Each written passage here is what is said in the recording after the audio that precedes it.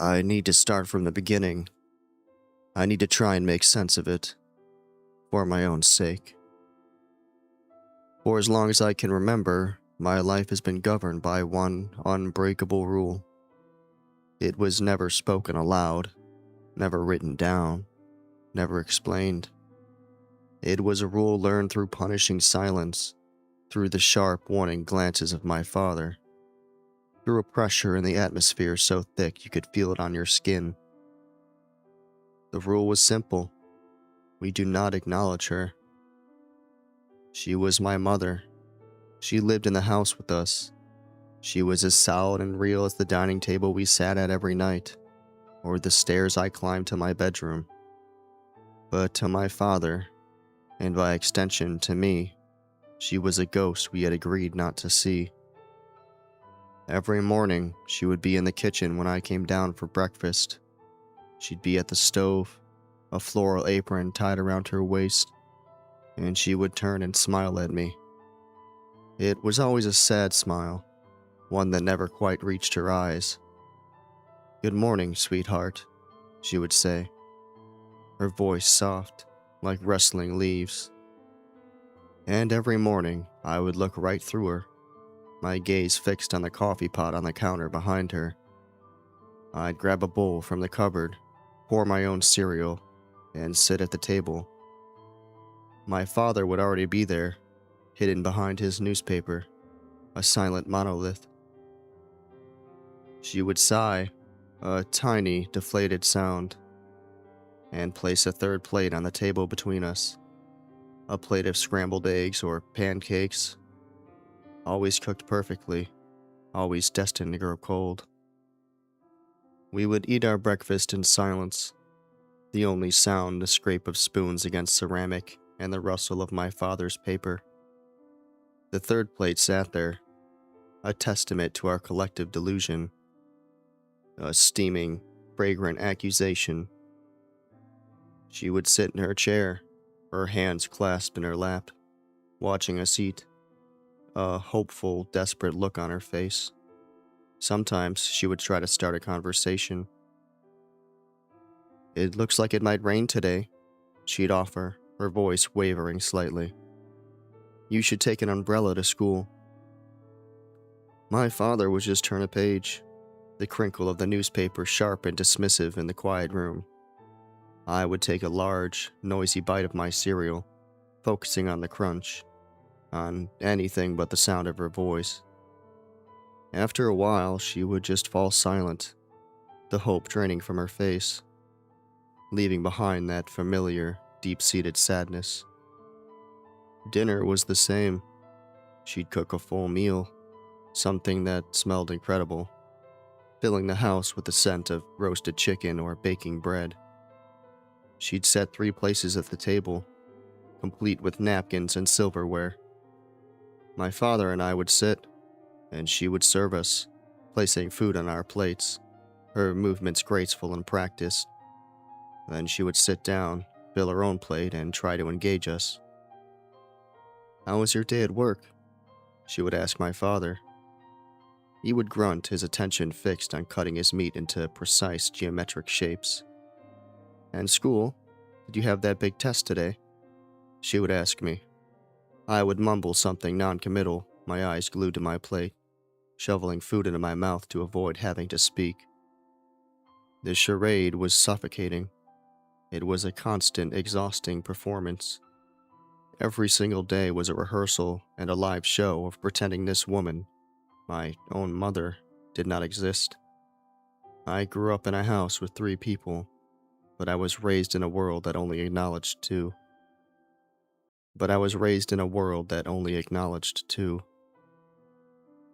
For years, I just accepted it.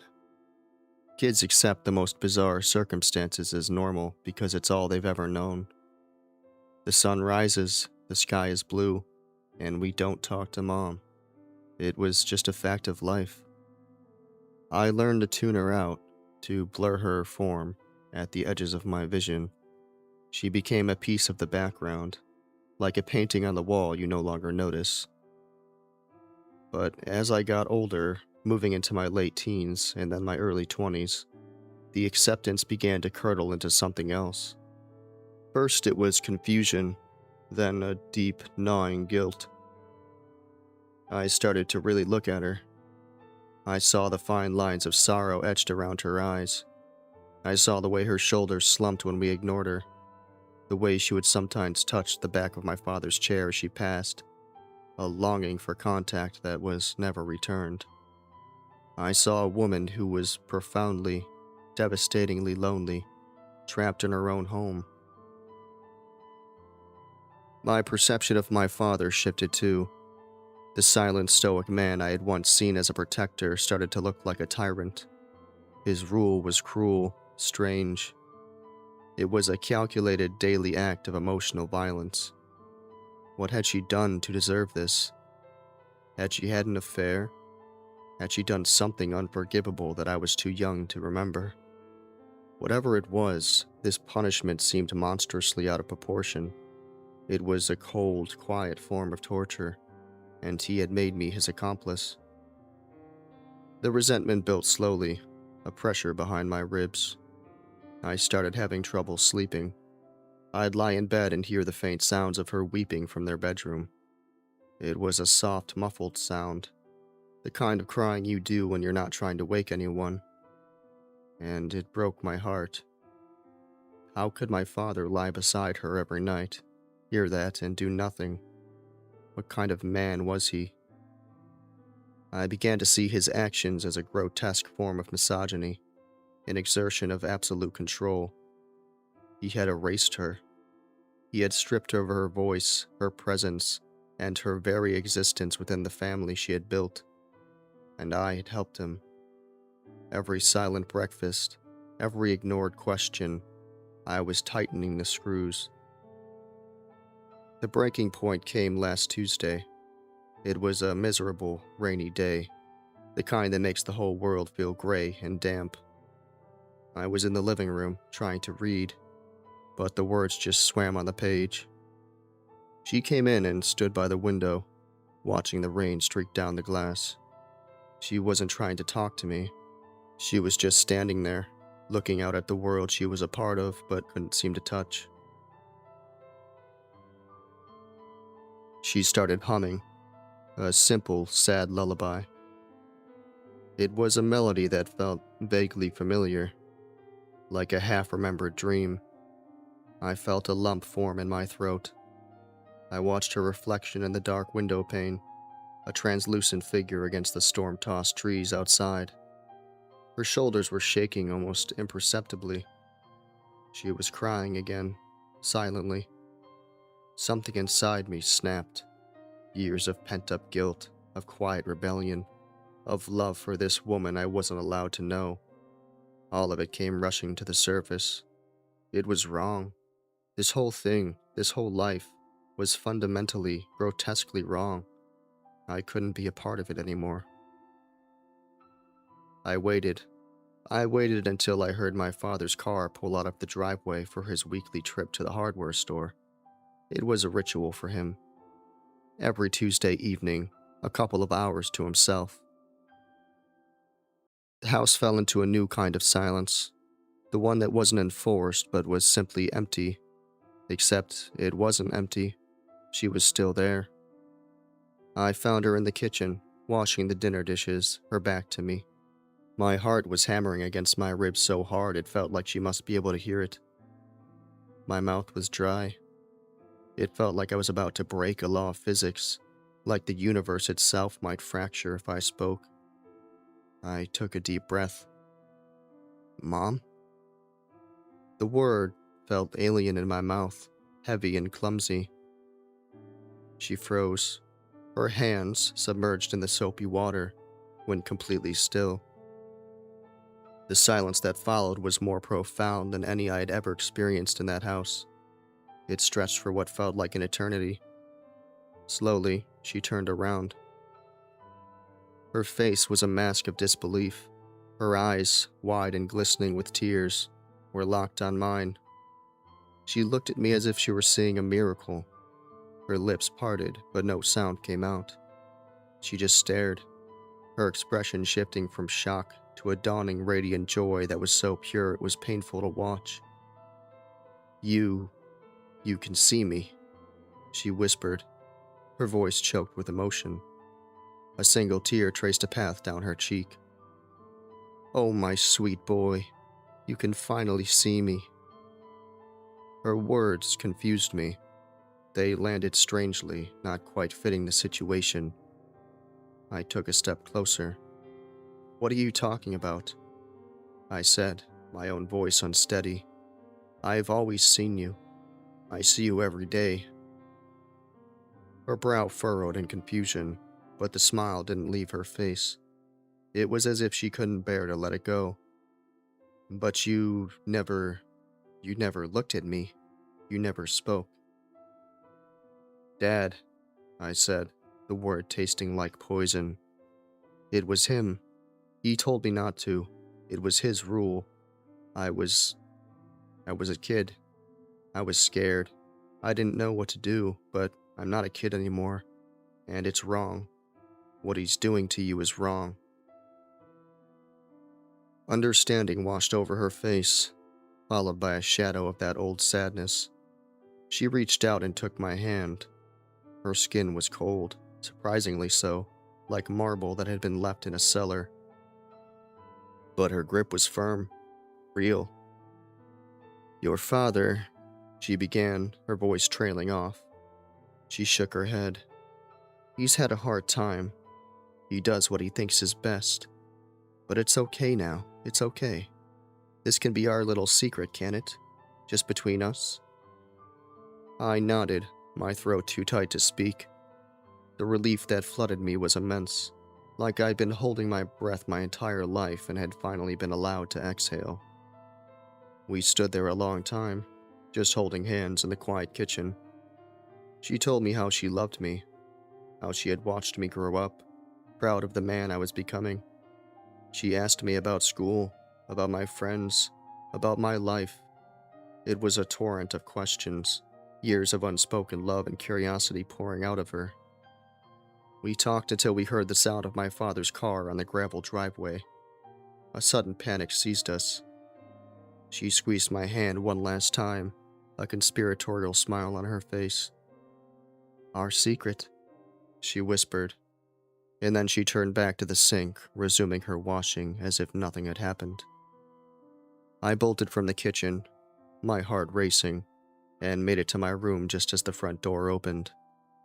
The rest of my evening passed in the usual suffocating silence, but this time it felt different. It was charged with my secret.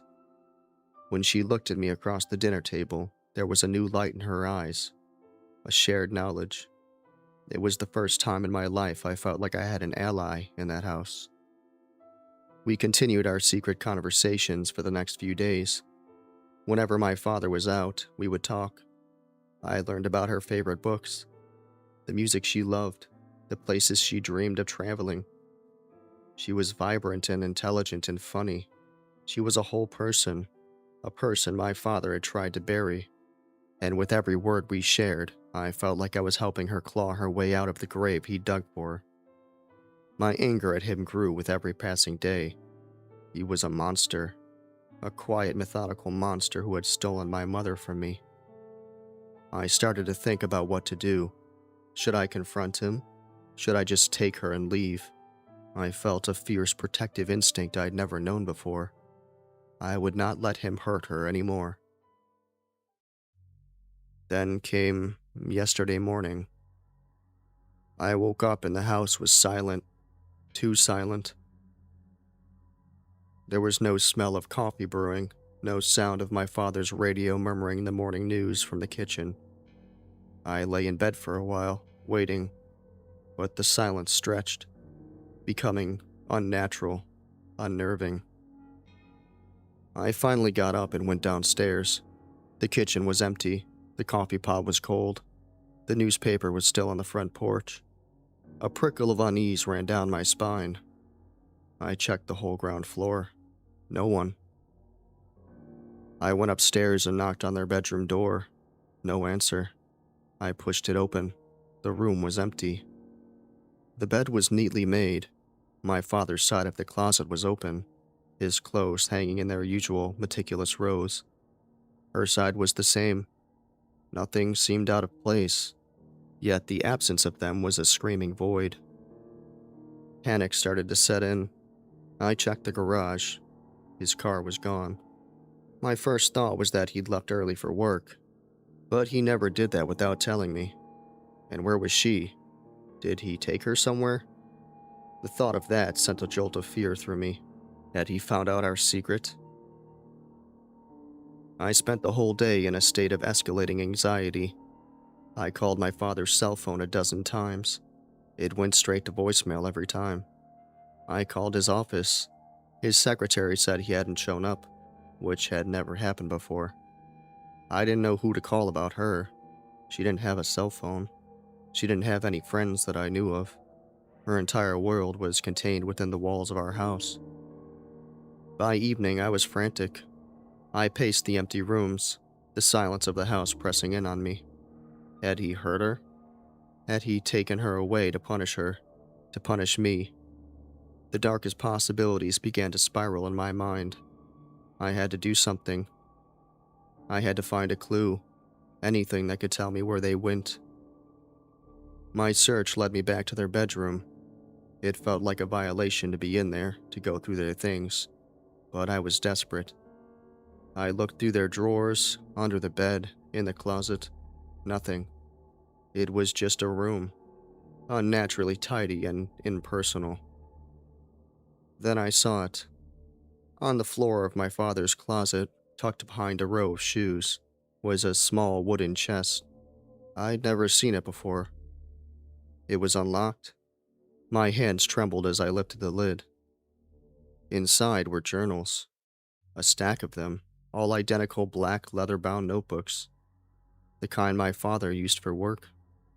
I pulled out the one on top. His neat, precise handwriting filled the page. The first entry was dated over 15 years ago.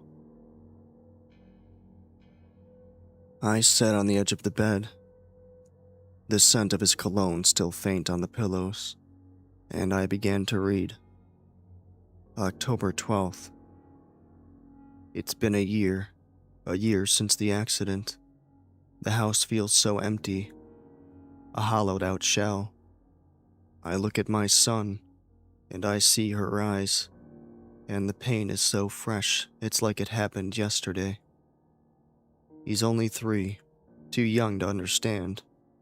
He just asks for Mama. How do I explain to a 3-year-old that she's never coming back?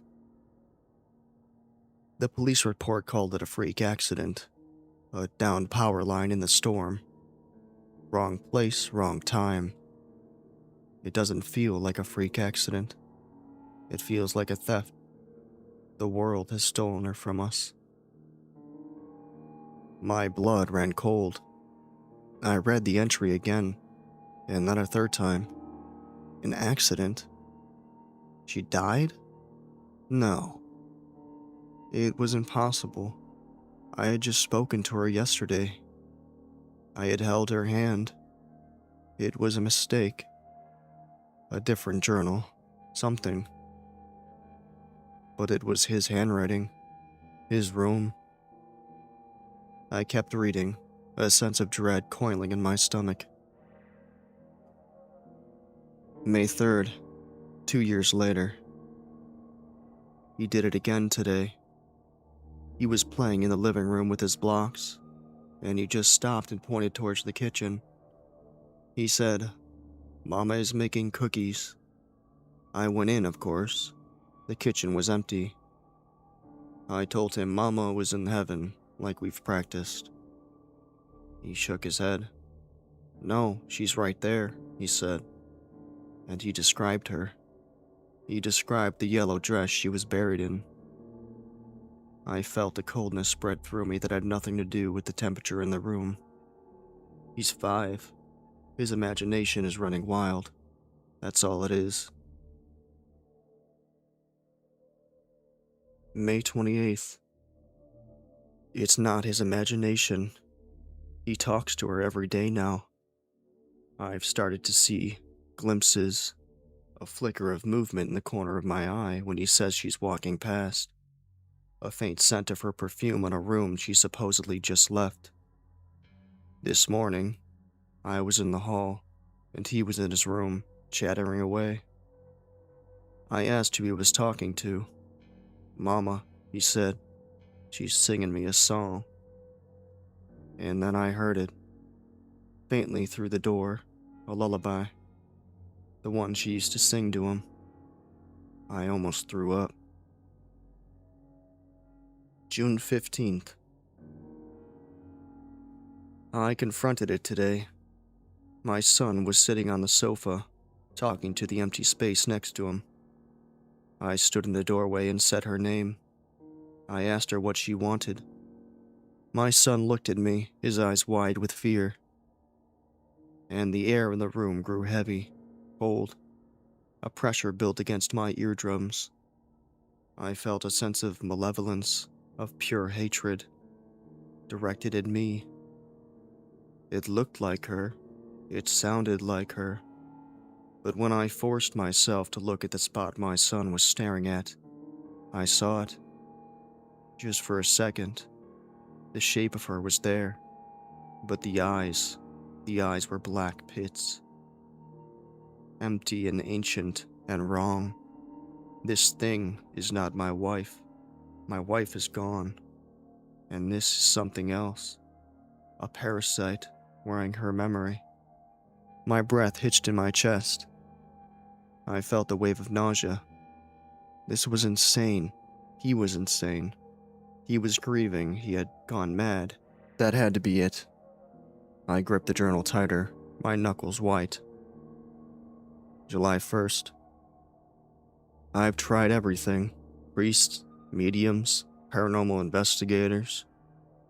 They either think I'm crazy or they leave the house pale and shaken, telling me they can't help me. One of them told me it's a mimic, a shade.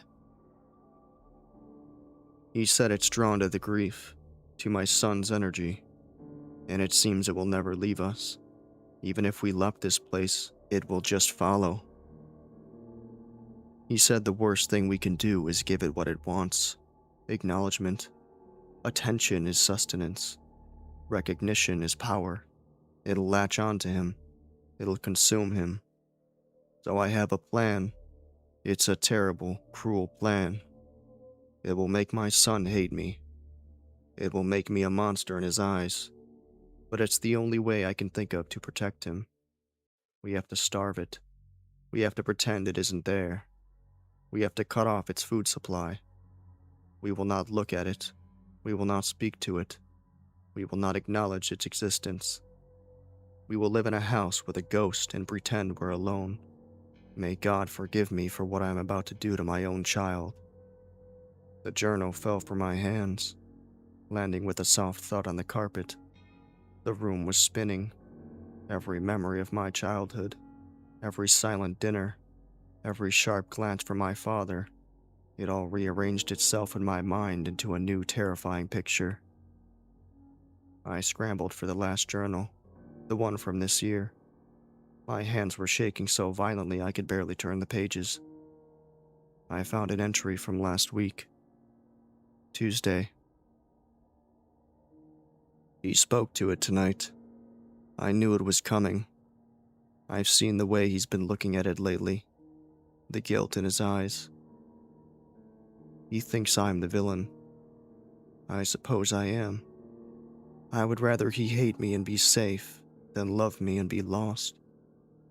But now he's broken the rule. He's opened the door. When I came home, the air in the house was different, thicker, charged. And it looked stronger, more solid. The sadness in its eyes has been replaced by something else. Triumph. I have to end this. The old man, the one who called it a mimic, he gave me a final option, a last resort. He said if it ever got a true foothold, if it ever fed enough to become fully anchored, there was a ritual, a way to bind it. But it requires a sacrifice, a trade. An anchor for an anchor. He told me it would probably kill me. But what life have I been living anyway? A jailer in my own home, hated by my own son. If this is the price to set him free, I will pay it. He's talking to it again. I can hear them whispering in the kitchen. I love you, my son. I hope one day you'll understand. I hope you'll forgive me. That was his last entry.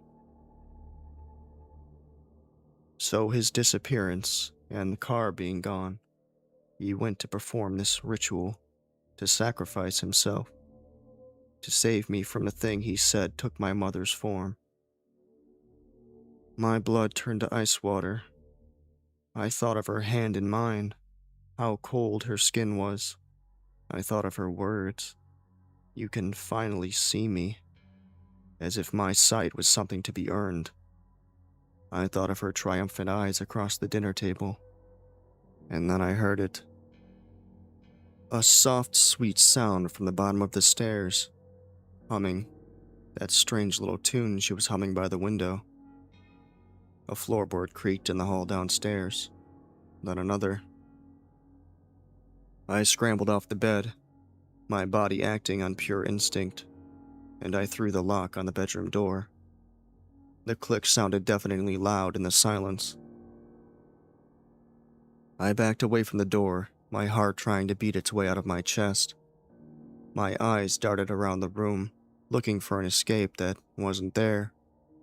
The window was 2 stories up. Her footsteps were on the stairs now, slow, deliberate, not the light, almost soundless way she used to move. These steps had weight, they had substance. She was stronger now. I had made her stronger. The humming stopped right outside the door. Sweetheart? Her voice. It was my mother's voice, but it was different. It was coated in a thick, cloying sweetness that made my skin crawl. Are you in there? I was so worried. I woke up and the house was empty. I pressed myself against the far wall, my hand over my mouth to stifle my own ragged breathing. I talked to your father, she called through the door.